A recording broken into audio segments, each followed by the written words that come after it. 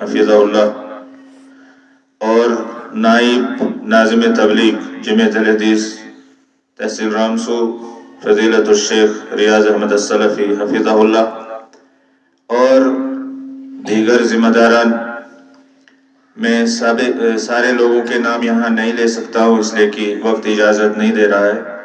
میں آپ کا کم سے کم وقت لینے کی کوشش کروں گا، اس لیے کہ آپ لوگوں کو بھی اپنے اپنے حساب سے اپنے اپنے گھر واپس جانا ہے، سردی بھی ہے اور ابھی جو ہے شام بھی ہونے والی ہے، ہمیں بھی اپنے گھر واپس جانا ہے، تو اس لیے میں کوشش کروں گا کہ کم سے کم وقت میں آپ کا لوں۔ سب سے پہلی بات یہ ہے کہ ہم اللہ رب العالمین کا شکر ادا کرتے ہیں جس نے ہمیں اپنے گھر میں اس مسجد شریف کے اندر یہ خوبصورت پروگرام کرنے کی توفیق عطا فرمائی۔ یہ اگرچہ پروگرام مختصر ہے اور لوگ تھوڑے سے ہیں، لیکن میرے لیے بہت زیادہ ہیں، ہمارے لیے بہت زیادہ ہیں الحمدللہ۔ مجھے وہ حدیث یاد آ رہی ہے، رسول اللہ صلی اللہ علیہ وسلم نے حضرت علی رضی اللہ تعالیٰ عنہ سے فرمایا تھا، فواللہ لو ان یہدی اللہ بک رجلا واحدا خیر لک من حمر النعم، مجھے اللہ کی قسم اگر آپ کی وجہ سے ایک کو بھی ہدایت مل گئی تو سرخ اونٹوں سے آپ کے لیے بہتر ہے۔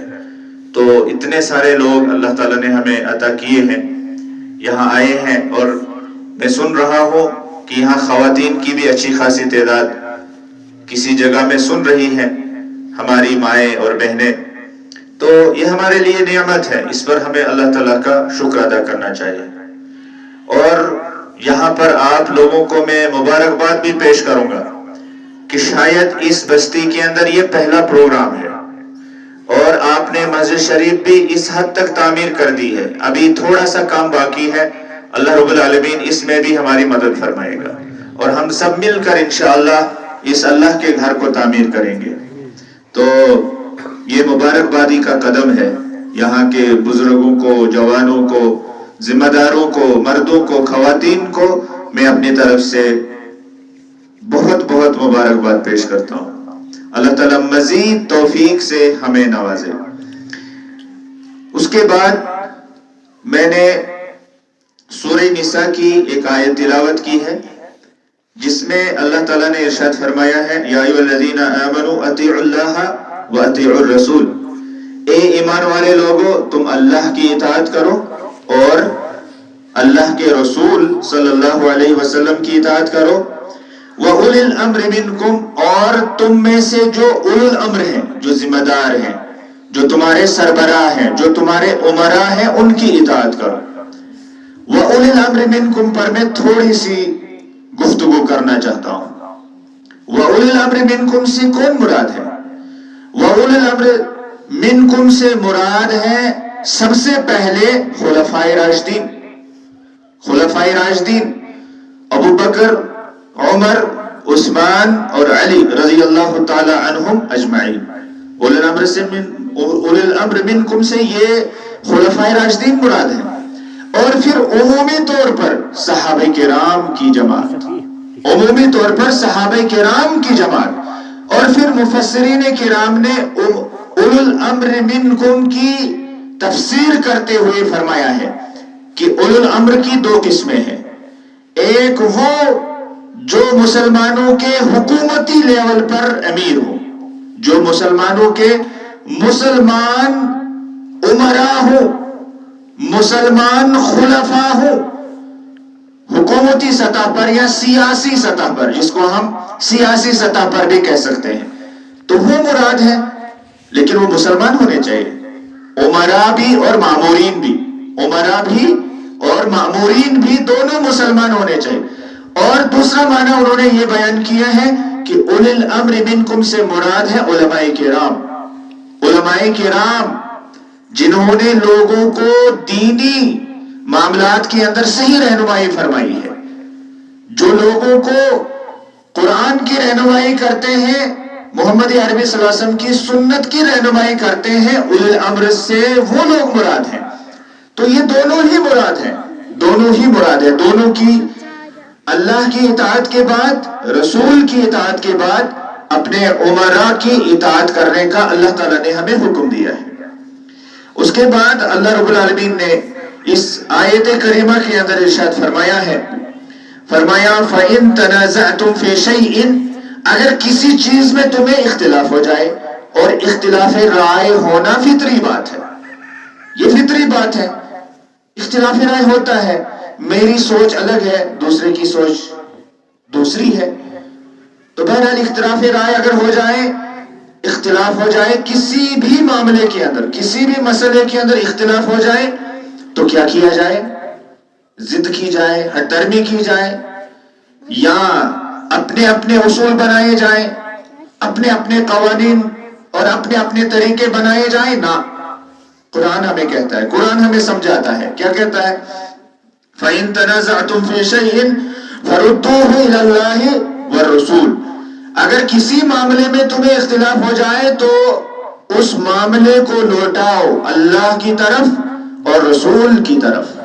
اللہ کی طرف لوٹانے کا مطلب اللہ کی کتاب کی طرف لوٹاؤ، اور رسول کی طرف لوٹانے کا مطلب رسول کی تعلیمات کی طرف لوٹاؤ، رسول کی سنتوں اور حدیثوں کی طرف لوٹاؤ۔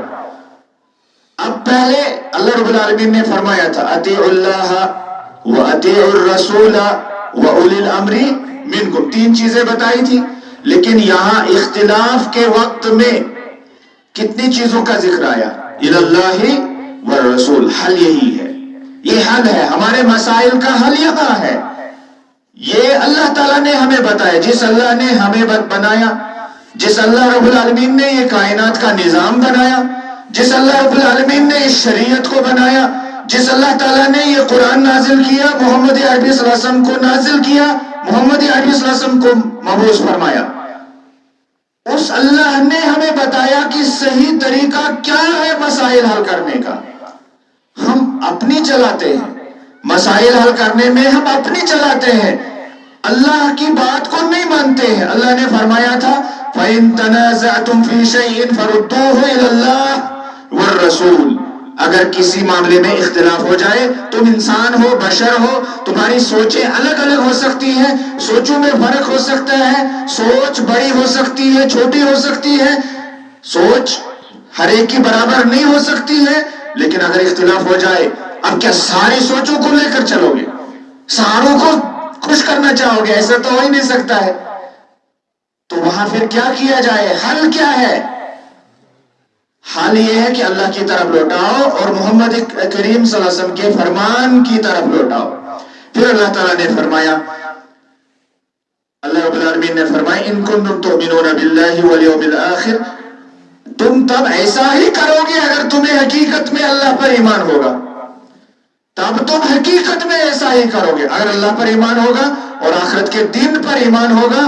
ان کنتم، فرمایا اللہ رب العالمین نے ذالک خیر و احسن تعبیرا، یہ بہتر ہے اور سب سے بہترین تفسیر یا بہترین تعبیر یہی ہے۔ تو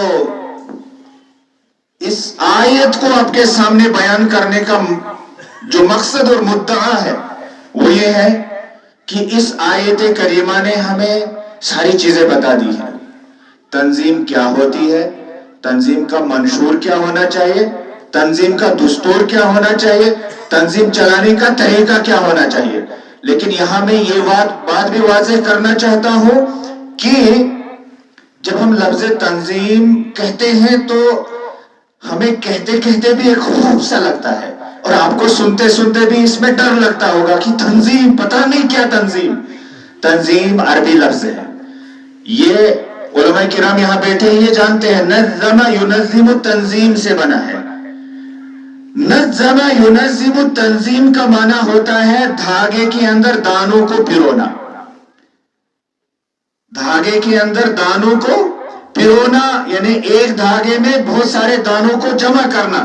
جیسے ہمارے بزرگ حضرات پہلے تسبیح رکھا کرتے تھے، وہ تسبیح بہت سارے دانے ایک دھاگے میں پروئے ہوئے ہوتے ہیں، تو یہ پھر تنظیم ہم نے یہیں سے سیکھی, یہیں سے سمجھ میں آتی ہے کہ ایمان والوں کا, موحدین کا امر بالمعروف اور نہی عن المنکر کے لیے جمع ہو جانا اور کتاب و سنت اور منہج صحابہ کو دستور بنا کر امر بالمعروف اور نہی عن المنکر کا کام کرنا, یہ تنظیم کا معنی ہوتا ہے.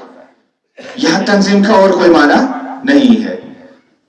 امر بالمعروف نیکی کا حکم دینا اور والنہی عن المنکر اور برائی سے لوگوں کو روکنا, اچھے کام لوگوں کو کرنے کی تعلیم دینا اور برائیوں سے لوگوں کو روکنا. یہ اس کام کے لیے جو لوگ جمع ہو جاتے ہیں, یکجا ہو جاتے ہیں اور یہ کام کرتے ہیں, یہی تنظیم کہلاتی ہے. اور میں نے مثال دی آپ کو تسبیح کی طرح. یا ہماری مائیں بہنیں مالا پہنتی ہیں, ہار پہنتی ہیں, اس میں بھی دانے پیروئے ہوتے ہیں. اب اس پر غور کیجئے, آپ کو تنظیم سمجھ میں آ جائے گی. ہمارے جوانوں کو, بزرگوں کو, ذمہ داران کو, سب کو یہ بات سمجھ میں آ جائے گی کہ یہ کیا معاملہ ہے. وہ تسبیح کے اندر جو دانے ہیں وہ کتنے قریب قریب ہوتے ہیں, اور جب تسبیح کے اندر وہ دانے پیروئے جاتے ہیں تو وہ تسبیح کتنی اچھی لگتی ہے. تسبیح نہیں, مالا, ہم کہیں گے ہار, وہ کتنی اچھی لگتی ہے. تو یہی تنظیم ہے. تو بہرحال, اور ہم تنظیم کو یہاں جمعیت کہتے ہیں, اور جمعیت جمع سے نکلا ہے, یعنی جمع ہونا, یعنی اتحاد اور اتفاق کی دعوت. اتحاد اور اتفاق کی دعوت, بھائی چارگی کی دعوت, یکجا ہونے کی دعوت, جمع ہونے کی دعوت, محبت کی دعوت, الفت کی دعوت, ایک دوسرے کے قریب آنے کی دعوت, نہ کہ ایک دوسرے کو کاٹنے کی دعوت, نفرت کی دعوت, عداوت, دشمنی, بغض, اس کی کوئی دعوت نہیں.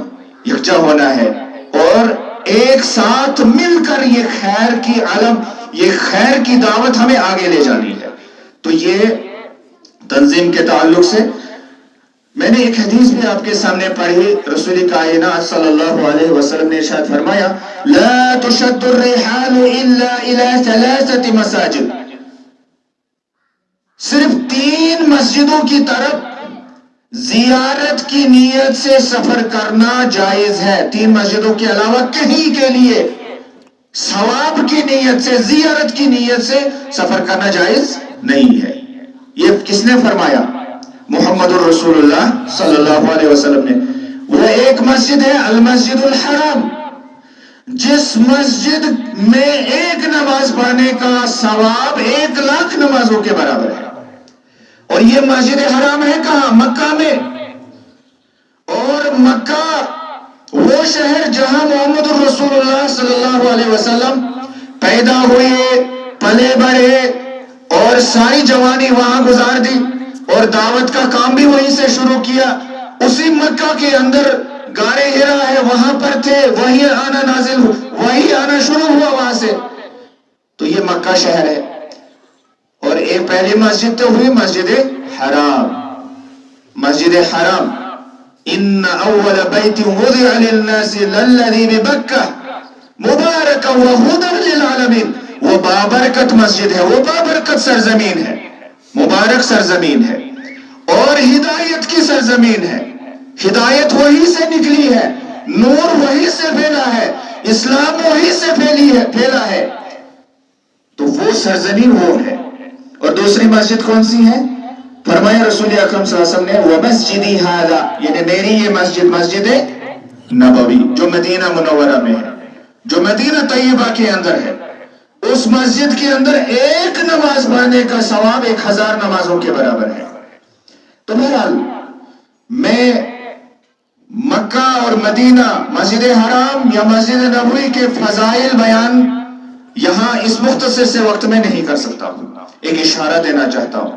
وہ سرزمین حجاز, وہ سرزمین جزیرۃ العرب, جس کے اندر محمد عربی صلی اللہ علیہ وسلم کے زمانے میں ہی اسلام پھیل چکا تھا, اسلام اس کے کونے کونے میں پہنچ چکا تھا.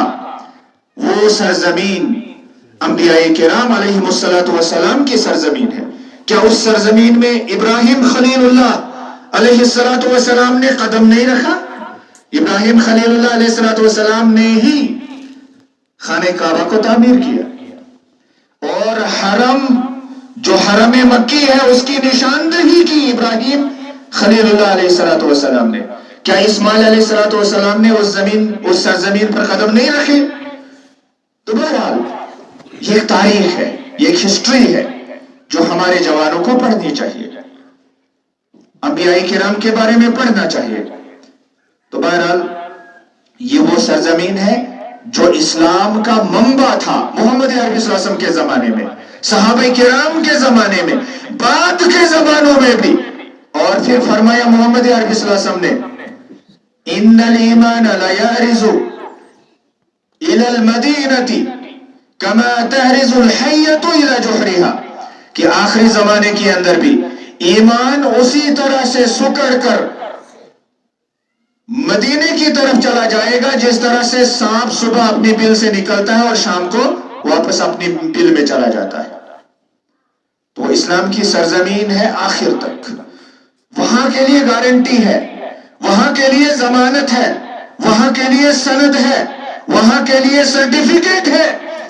हमारे इन इलाकों के बारे में कौन सी सर्टिफिकेट है कि यहां आखिरी जमाने तक इस्लाम रहेगा? वहां के बारे में मोहम्मद अरबी सल्लल्लाहु अलैहि वसल्लम ने फरमा दिया है कि ईमान आखिरी जमाने के अंदर हिजाज में लौट कर वापस चला जाएगा। या माबैनल मस्जिदैन, उन मस्जिदों, मस्जिद हराम, मस्जिद नबवी के दरमियान का जो इलाका है, वो जो सरजमीन है, वहां ईमान आखिरी जमाने के अंदर लौट कर जाएगा और वहां ईमान वहां पर होगा, बाकी दुनिया के अंदर ईमान नहीं होगा। तो वो सरजमीन, उसके साथ हमारी मोहब्बत, अकीदत इस बुनियाद पर है कि वहां इस्लाम है, वहां तौहीद है, वहां सुन्नत है, वहां सहाबा किराम के मनहज को फॉलो किया जाता है, उसको माना जाता है। तो बहरहाल इस सरजमीन के साथ हमारी मोहब्बत क्यों ना हो, क्योंकि हम नमाज के अंदर मुंह वही की तरफ करते हैं और नमाज अदा करते हैं। अगर हम दूसरी तरफ नमाज पढ़ेंगे, दूसरी तरफ मुंह करके नमाज पढ़ेंगे, क्या हमारी नमाज होगी? हमारी नमाज नहीं होगी, वो नमाज बातिल है, वो नमाज मुंह पर मार दी जाएगी। अल्लाह रब्बुल आलमीन उस नमाज को कबूल नहीं फरमाएगा। वो हमारा किबला है, वो हमारा किबला है, सारी दुनिया का किबला है, सारी दुनिया में बसने वाले मुसलमानों का वो किबला है। उसकी मोहब्बत हमारे दिल के अंदर बसी हुई है। मदीने और मक्के की मोहब्बत हमारे दिल के अंदर घर कर चुकी है। ये हमारा ईमान है और ये हम सबका ईमान होना चाहिए। और इसके बारे में कुरानी आयात है, अहादीस है। लिहाजा मक्का और मदीना की अजमतें हम यहां पर बयान नहीं कर सकते हैं। ये कुछ इशारात हैं, ये कुछ इशारात हैं। इस तरफ पे आपको तवज्जो देने की जरूरत है कि हम शायद इस रास्ते से भटकाए गए हैं। हमने कुछ और कहना शुरू कर दिया है। वो हमें उससे जो है वापस आना होगा और वही मनहज और वही सोच और वही जहन हमें मक्का और मदीना के बारे में रखना चाहिए जो कुरान ने हमें सिखाया है, मोहम्मद अरबी सल्लल्लाहु अलैहि वसल्लम ने हमें सिखाया है। और तीसरी मस्जिद कौन सी है? जहां सफर करना जायज है, जहां के लिए जा सकते हैं, आप सफर कर सकते हैं। आप वीजा निकालिए, आप पासपोर्ट बनवाइए और वहां जाइए जियारत के लिए, देखने के लिए, वहां नमाज पढ़ने के लिए। वो है मस्जिद अक्सा जो फिलिस्तीन के अंदर है। अल्लाह रब्बुल आलमीन उस मस्जिद को यहूदियों के कब्जे से आजाद फरमाए। अल्लाह रब्बुल आलमीन उस मस्जिद अक्सा को इस्राइल के कब्जे से आजाद फरमाए और वो मस्जिद मुसलमानों के कब्जे में आ जाए और मुसलमान आसानी से उस मस्जिद की जियारत करने के लिए जा सके। ये हमारी दुआ है। अल्लाह रब्बुल आलमीन इन दुआओं को कबूल फरमाए। मेरे मुअज़्ज़ज़ सामीन, फितनों का दौर है। इस दौर के अंदर जो फितने हैं आमतौर पर वो दो तरीकों से उठे हैं। कुछ फितने वो हैं जो नफसानी ख्वाहिशात के फितने हैं, शहवात के फितने जिनको हम कहते हैं। ये शहवात, नफसानी ख्वाहिशात, मनमर्जी, जिसको हम मनमर्जी कहते हैं, खुद की चलाना, ये भी एक दुनिया है, एक समंदर है। ये भी फितनों का है, बहुत बड़ा समंदर है। कौन कौन से फितने उठे हुए हैं? वो है फैशन का फितना, गैरों की तकलीद, गैर मुस्लिमों की तकलीद, यहूद, नसारा, मुशरिकीन, پتہ نہیں کیا کیا لوگ. تو یہ بھی ایک فتنہ ہے. اور ہمارا جوان، ہماری مائیں بہنیں، ان میں سے بھی بہت ساری ایسی ہیں جو اس کی بڑی دل دادا ہے. وہ چاہتی ہیں کہ بس ایک دم سے اس پر عمل ہونا چاہیے، وہ فیشن آ جانا چاہیے، کوئی گھر اس سے خالی نہیں رہنا چاہیے. اللہ رب العالمین ہم سب کو ہدایت عطا فرمائے. میری باتیں شاید کڑوی ہوں، میں معذرت خواہ ہوں، لیکن بولنی ہمارے لیے ضروری ہے، ورنہ ہمارا یہاں آنا کوئی فائدہ نہیں ہوگا. اور اسی طرح سے بے حیائی، بے شرمی، وہ آپ دیکھتے ہی ہیں. الحمدللہ ہماری ان پہاڑوں کے اندر اللہ کا فضل و کرم ہے، اللہ رب العالمین کی حفاظت ہے. لیکن جو ہم تھوڑا دور جائیں گے تو ہمیں نظر آتا ہے کہ بے حیائی میں اضافہ ہوتا جا رہا ہے. بے شرمی کے اس ماحول میں روز بروز اضافہ ہی ہوتا ہے. ایسے ہی موبائل، یہ بھی ایک فتنہ ہے. کیا یہ فتنہ نہیں ہے؟ کیا یہ فتنہ نہیں ہے؟ یہ فتنہ ہے. موبائل بذات خود ایک فتنہ ہے، لیکن اس فتنے کے اندر ہزاروں فتنے ہیں. موبائل ہے ایک فتنہ، لیکن اس فتنے کے اندر کتنے فتنے ہیں؟ ہزاروں، کوئی گن نہیں سکتا ہے. یاد رکھنا چاہیے اس کے اندر خیر بھی ہے، شر بھی ہے، لیکن چونکہ شیطان پیچھے لگا ہوا ہے وہ ہمیں خیر کی طرف جانے نہیں دیتا ہے. ہم شر میں پڑے ہوئے، ہم شر کی طرف گئے ہوئے. یہ فتنوں کا دور ہے. اسی طرح سے کھیل کود کا فتنہ بھی ایک فتنہ ہے. کھیل کود پہلے جب ہم پڑھتے تھے، ہم پچھلی تاریخ تو نہیں بتا سکتے ہیں، ہمارے بزرگ بتا سکتے ہیں. جب ہم پڑھتے تھے تو پڑھنے کا ماحول تھا، لوگ پڑھتے تھے، اسکول جاتے تھے، اسکول سے گھر آ کر گھر میں پڑھتے تھے. کھیلنے کا رواج کم تھا. لیکن اب ہم دیکھتے ہیں تو کھیلے ہی کھیلے ہیں، ہر جگہ کھیل، ٹورنامنٹ پہ ٹورنامنٹ چل رہا ہے. کبھی ایک چیز کا، کبھی دوسری چیز کا ٹورنامنٹ.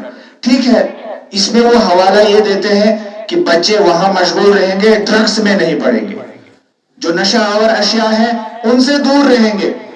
تو ٹھیک ہے، اچھی بات ہے، لیکن اتنا بھی زیادہ نہ کہ تعلیم سے وہ بالکل ہاتھ ہی دھو بیٹھے، تعلیم کچھ حاصل ہی نہ ہو.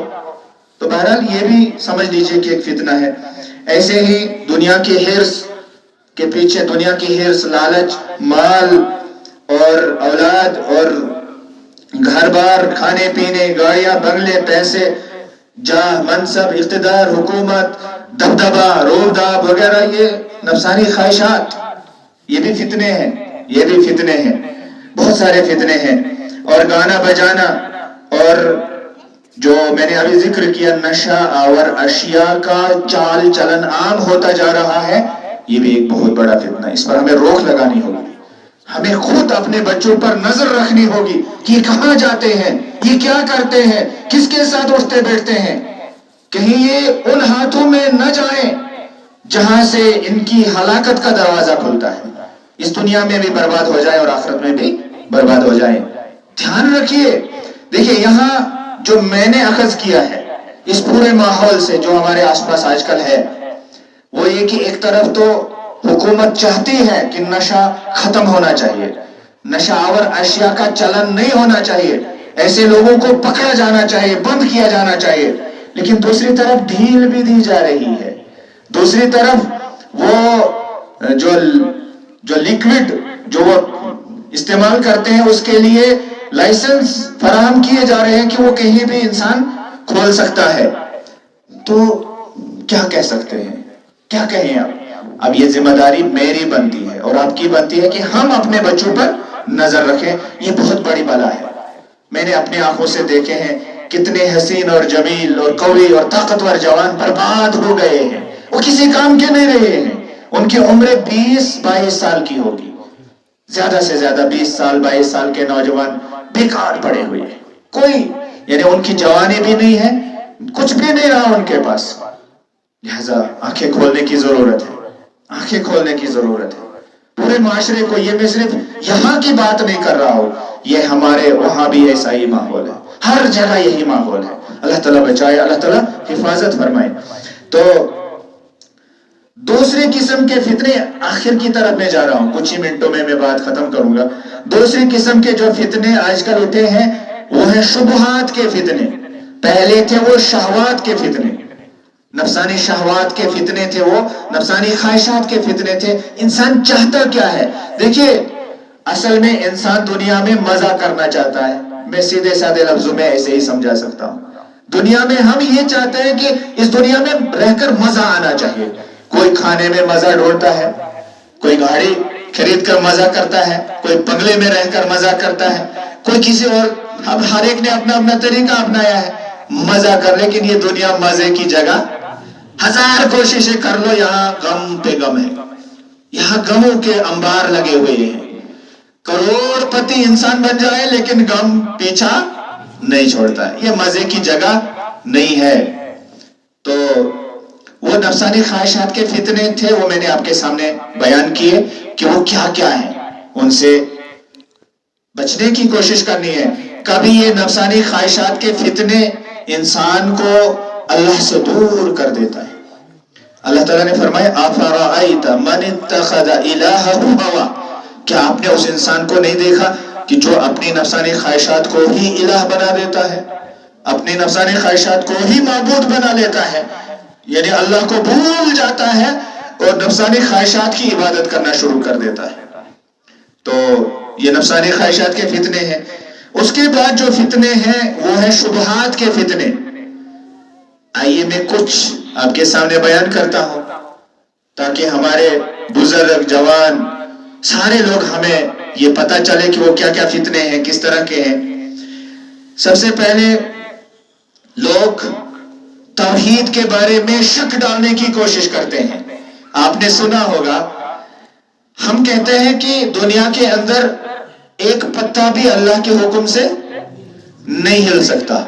کسی نے ایسا کیا، آپ نے دیکھا ہوگا، اس نے پورے درخت کو ہلایا اور سارے پتے جھڑ گئے، کہا کہ یہ تو میں نے ہلا دیے، سب گرا دیے، سب اللہ کی. کہاں ہے اللہ؟ نعوذ باللہ. شک. اب اگر ہمارے یہ چھوٹے ننھے منے نونہال بچے اس طرح کی بات سنیں گے، دیکھیں گے، پڑ گئی نا بیماری لگ گئی، شک ڈال دیا ان کے دلوں میں، ان کے دماغوں میں. تو اس طرح کے بہت سارے حملے کیے جاتے ہیں توحید کے میدان میں. توحید کے اندر شک ڈالنے کی، نقص پیدا کرنے کی کوشش کی جاتی ہے.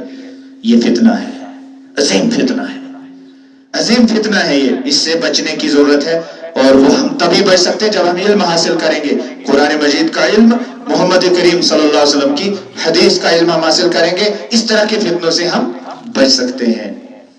ایسے ہی قرآن کے بارے میں شکوک اور شبہات پیدا کرتے ہیں. قرآن کے بارے میں اعتراض کرتے ہیں لوگ، یا سنت کے بارے میں اعتراض، رسول کے بارے میں اعتراض، صحابہ کے بارے میں اعتراض. اور اسی سلسلے میں مولانا عبدالوحید السلفی حفظہ اللہ نے تھوڑی بہت تفصیل سے بات بیان کی. صحابہ کرام کے کردار کے بارے میں شک پیدا کرنا، صحابہ کرام کی قربانیوں کے بارے میں شک پیدا کرنا، کیا یہ فتنہ نہیں ہے؟ نہیں، مجھے جواب دیجیے، کیا یہ فتنہ نہیں ہے؟ صحابہ کرام جنہوں نے اپنا سب کچھ محمد رسول اللہ صلی اللہ علیہ وسلم کے قدموں میں ڈال دیا، اپنی زندگیاں بھی وہاں ڈال دی، اپنا مال بھی وہاں ڈال دیا، اپنی اولاد بھی وہاں ڈال دی، اپنے گھر بار سب کچھ ڈال دیا محمد عربی صلی اللہ علیہ وسلم کے دربار میں، قربان کر دیا، اسلام کے لیے اپنے آپ کو فنا کر دیا، ختم کر دیا، کچھ نہیں رکھا اپنے لیے. ان کے کردار کے بارے میں اگر ادنا سا بھی شک پیدا کیا جائے، کیا آپ برداشت کر سکتے ہیں؟ کیا آپ برداشت کر سکتے ہیں؟ تو آج کل دنیا کے اندر کیا ہو رہا ہے؟ یہ ہمارے جوان یہ بات کیوں نہیں سمجھتے ہیں؟ جو محترم، ہم محترم ہی کہیں گے کیونکہ اسلام ہمیں ادب سکھاتا ہے. حالانکہ اگر ترازو میں تولا جائے تو یہ محترم کا جو لقب ہے ان کے حق میں بہت بھاری ہے. مرزا جہلمی صاحب جو کچھ بھی بیان کرتے ہیں، کیا وہ صحابہ کرام کے کردار کے بارے میں شک نہیں ہے؟ میرے عزیزوں، میرے جوانوں، جواب دو، یہ شک ہے. تو اسلام کی عمارت کو منہدم کرنے کا طریقہ کیا ہے؟ اسلام کی اس عمارت کو جو ہم نے کھڑا کیا ہے، اس کو اگر گرانا ہے تو بس صحابہ کرام کے کردار میں شک پیدا کیجئے، اسلام کی عمارت منہدم ہو سکتی ہے، لیکن اس کی حفاظت کی گارنٹی تو اللہ نے لی ہے، کوئی اس کو منہدم نہیں کر سکتا. لیکن ہمارا ایمان تو منہدم ہو جائے گا، ہمارا ایمان منہدم ہو جائے گا اگر ہم ہوشیار نہ رہیں اور اپنے آپ کو نہ بچائیں اور اپنے بچوں کو نہ بچائیں. میں آپ کو بتا دوں اس سلسلے میں ایک شعر آپ کے سامنے پڑھنا چاہتا ہوں، عربی کا ہے. ایک شاعر کہتا ہے وَإِن بُلِيتَ بِشَخْصٍ لَا خَلَاقَ لَهُ فَكُنْ كَأَنَّكَ لَمْ تَسْمَعْ وَلَمْ يَقُلِ. اگر ایسے شخص سے تم آزمائے جاؤ، اگر کسی ایسے شخص سے تم آزمائے جاؤ جس کے اخلاق ہی نہ ہو، بے ادب ہو، بدتمیز ہو، تو اس کے سامنے آپ کو کیسے رہنا ہے؟ شاعر کہتا ہے فَكُنْ كَأَنَّكَ لَمْ تَسْمَعْ وَلَمْ يَقُلِ. تو تم ایسے رہو جیسے اس نے نہ کچھ کہا اور نہ تم نے کچھ سنا، انسنا کر دینا ہے. پھر اگلی بات وہ مجھے سمجھانی ہے، وہ ہے شاعر کہتا ہے وَلَا يَغُرَّنَّكَ مَن تَبْدُو بَشَاشَتُهُ. جس کی مسکراہٹ ظاہر ہو، جو آپ کے منہ پر مسکرا رہا ہو، اس کی مسکراہٹ تمہیں دھوکہ نہ دے، اس کی مسکراہٹ تمہیں دھوکہ نہ دے. کیوں مسکراہٹ دھوکہ کیوں نہ دے؟ یعنی کیا اس کی مسکراہٹ یہ دھوکہ ہے؟ ہاں دھوکہ ہے. شاعر کہتا ہے، سمجھاتا ہے بات ہمیں. وہ شاعر کہتا ہے مِنْهُ إِلَيْكَ فَإِنَّ السُّمَّ فِي الْعَسَلِ. اس کی جو مسکراہٹ آپ کے لیے ہے، وہ آپ کی طرف دیکھ کر مسکرا رہا ہے. اس مسکراہٹ سے دھوکہ نہ کھانا، کیونکہ جب بھی کسی نے کسی کو زہر دیا ہے تو شہد میں ملا کر دیا ہے. جب بھی کسی نے کسی کو زہر دیا ہے مارنے کے لیے تو کس میں ملا کر دیا ہے؟ شہد میں. اب مجھے یہاں ایک سوال آپ سے پوچھنا ہے، کیا ہم زہر زیادہ ڈالیں گے کہ شہد زیادہ ڈالیں گے؟ شہد. میرے جوانوں سمجھو بات کو، جو شہد ہے اس میں تھوڑا سا زہر ملا دیا جاتا ہے، تب وہ کام کرتا ہے، تب بات اس کو پتہ نہیں چلتی ہے کہ اس نے میرے ساتھ کیا کیا، جب تک اس کی جان بھی چلی جاتی ہے. ہاں بس. اب اس کے علاوہ میں کیا کہوں؟ اس کے علاوہ میں یہ کہوں گا کہ جب بھی آپ کو دیکھنا ہو کہ ہمیں کس کی بات سننی چاہیے اور کس کی نہیں سننی چاہیے، چلو معاملہ آسان کر دیتے ہیں. اس کی علمی سند کو چیک کیجیے، علمی سند کو چیک کیجیے. یہ جو سند ہے نا علماء کرام کی، یہ صرف یہاں نہیں اگے ہیں اس زمین سے، یہاں یہ نہیں اگے ہیں اس زمین سے. یہ سند ڈائریکٹ جاتی ہے محمد الرسول اللہ صلی اللہ علیہ وسلم تک. یہ سند چیک کیجئے کیا ہے یا نہیں ہے، نمبر ایک. نمبر دو، آپ جانتے ہیں ہمارا دین کس زبان میں ہے؟ ہمارے دین کی جو آفیشل لینگویج ہے وہ کون سی ہے؟ عربی. اور وہ کس نے مقرر کی ہے؟ اللہ نے. ہمارے پروردگار، ہمارے الہ اللہ رب العالمین نے. تو قرآن مجید عربی میں ہے، رسول اکرم صلی اللہ علیہ وسلم کی احادیث، سنتیں، تعلیمات، فقہ کی کتابیں، سیرت کی کتابیں، جو بھی ہے اسلام وہ کس زبان میں ہے؟ عربی زبان میں ہے. تو ایک عالم کے لیے ضروری ہے کہ وہ عربی زبان جانتا ہو. چیک کیجئے، یہ اصول ہیں، یہ قواعد ہیں جن کو آپ اپنی زبان میں قانون کہہ سکتے ہیں، یا جس کو آپ کہتے ہیں لاجیکل ہونی چاہیے بات.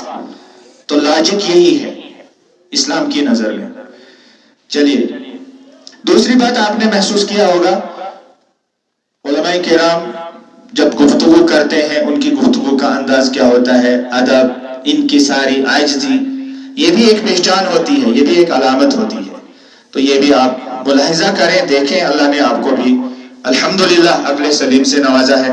تو آخری جو بات ہے وہ یہ ہے کہ شبہات کا فتنہ شہوات کے فتنے سے زیادہ خطرناک ہوتا ہے. کیونکہ شبہات کا جو فتنہ ہے اس کو ہم دین سمجھتے ہیں اور اس کو ہم چھوڑنے کی کوشش نہیں کرتے ہیں. لیکن اس کے مقابلے میں جو شہوات کا فتنہ ہے اس کو ہم دین کبھی نہیں سمجھتے. اس کو جب ہم کرتے ہیں تب بھی ہم گناہ ہی سمجھتے ہیں، ہے نا. میں پرسوں ایک عالم کی تقریر سن رہا تھا الحمدللہ، تو انہوں نے بتایا کہ جب ایک گانے والا گاتا ہے یا بجانے والا ساز بجاتا ہے تو اس وقت وہ یہ نہیں کہتا ہے اللہ میرا یہ گانا قبول فرما، میرا یہ بجانا قبول فرما، وہ کبھی یہ نہیں کہے گا. وہ اپنی جگہ اندر سے سمجھتا ہے کہ یہ غلط بات ہے، یہ گناہ ہے، یہ نہیں کرنا چاہیے. لیکن جو شبہات کے جو فتنے ہیں، شبہات کی بنیاد پر جو بات ذہن میں بیٹھتی ہے، اس کو انسان دین سمجھتا ہے اور اس کو چھوڑنے کی کبھی وہ کوشش نہیں کرتا ہے. اب میں زیادہ تفصیل میں نہیں جاؤں گا. آخری بات یہ ہے کہ پرسوں ایک دن میں اسی موبائل پر ایک صاحب کی تقریر سن رہا تھا. تو انہوں نے ایک حدیث بیان کی اخلاص کے بارے میں. تو وہ حدیث میں نے سنی، میں اپنی جگہ بیٹھا تھا، سن رہا تھا. تو اتنا متاثر کیا انہوں نے وہ حدیث اپنے حساب سے، اپنے طریقے سے بیان کر کے، کہ میں اپنی جگہ ایموشنل ہو گیا. جیسے ابھی بات چل رہی تھی، میں بھی رونے لگا. آنکھوں سے آنسوں کو میں نہیں روک پایا. تو خیالوں میں، خوابوں میں اس نے مجھے جنت میں پہنچا دیا اس حدیث کے ذریعے سے. کہاں پہنچ گئے ہم؟ لیکن خیالوں میں، حقیقت میں نہیں. خیالوں میں کبھی انسان اس طرح سے سنتا ہے کسی کی بات کہ بڑا یعنی دھیان رہتا ہے، بڑا انہماک رہتا ہے. تو ہم پہنچ گئے، لیکن یہ تو خیال تھا، محض خواب تھا. تھوڑا سا جب ہم وہاں سے باہر نکلے تو میں نے اپنی جگہ سوچا، انہوں نے جو حدیث بیان کی، میں ذرا اس کو دیکھ لیتا ہوں، یہ حدیث کیسی ہے. یہ حدیث سند کے اعتبار سے کیا حالت ہے اس کی. اگر یہ صحیح ہے تو میں بھی بیان کروں گا، مجھے بھی موقع ملے گا لوگوں کے سامنے بیان کرنے کا. تو میں نے چیک کیا، دیکھا، پرکھا، تو معلوم پڑا کہ وہ حدیث ضعیف ہے. وہ حدیث ضعیف ہے، سند کے اعتبار سے وہ حدیث ضعیف ہے، کمزور ہے، اس کی سند صحیح نہیں ہے. تو پھر وہ میرا سارا رونا دھونا کسی کام کا نہیں رہا. مجھے کہنا یہ ہے اس میں کہ ہمیں تحقیق کر لینی چاہیے. وہ رونا دھونا ایسے جو ہے اس سے کام نہیں بننے والا. جب ہم سائنس میں اتنی زیادہ تحقیق کر سکتے ہیں، ہم اتنی وہ ساری چیزیں یاد رکھ سکتے ہیں، اتنے مشکل فارمولے وہ ہم یاد رکھتے ہیں، تو حدیث کے معاملے میں کیوں نہیں کر سکتے ہیں؟ وہاں تو اتنا مشکل معاملہ نہیں ہے. کتاب اٹھانی ہے، پڑھنی ہے، یا کسی عالم سے رابطہ کرنا ہے کہ آپ مجھے اس حدیث کے بارے میں بتا دیجئے کہ یہ کیسی ہے. تو بہرحال میں نے شاید زیادہ وقت لیا. اللہ رب العالمین ہمیں کہنے سننے سے زیادہ عمل کی توفیق عطا فرمائے. میں آپ سبھی حضرات کا شکریہ ادا کرتا ہوں، ماؤں بہنوں کا بھی شکریہ ادا کرتا ہوں کہ وہ بھی اس اجتماع میں شریک رہیں. یہاں جو بھی علماء کرام تشریف لائے، ذمہ داران جنہوں نے اس اجتماع کو منعقد کیا، اس میں انہوں نے اپنی محنت کی، اور جن لوگوں نے اس اجتماع کے لیے اپنا تعاون پیش کیا، چاہے جیسے بھی تعاون دیا ہے، اللہ تعالیٰ ان سب دینے والوں کا وہ دینا قبول فرمائے. اور اللہ رب العالمین ہم میں سے جو بیمار ہیں ان کو شفا نصیب فرمائے. جو اس دنیا سے چلے گئے ہیں، پروردگار ان کی مغفرت فرما. ہمارے والدین دونوں یا دونوں میں سے کوئی جو اس دنیا سے چلے گئے ہیں، پروردگار ان کی مغفرت فرما. اور اگر زندہ ہیں دونوں یا دونوں میں سے کوئی ایک، پروردگار ان کو ایمان عطا فرما، صحت اور تندرستی عطا فرما.